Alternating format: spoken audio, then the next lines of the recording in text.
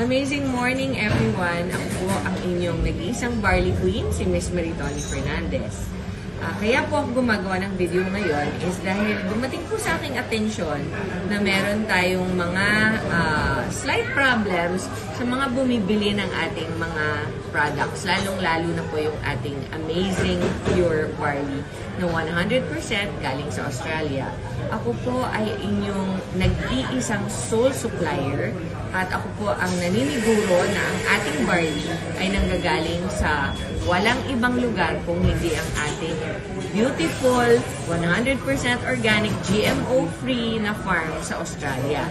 Ngayon po, ang ating SRP is 1,000 pesos per box. Neto na po yun. So, make sure na kapag kayo po ay bumibili, hindi kayo bumibili ng mas mura doon. Lalong-lalo na po sa mga online platform. Sa mga Lazada, sa mga, at kung saan man, na iba-ibang platform sa atin dyan sa Pilipinas. Dahil marami pong fake na nadidistribute ngayon.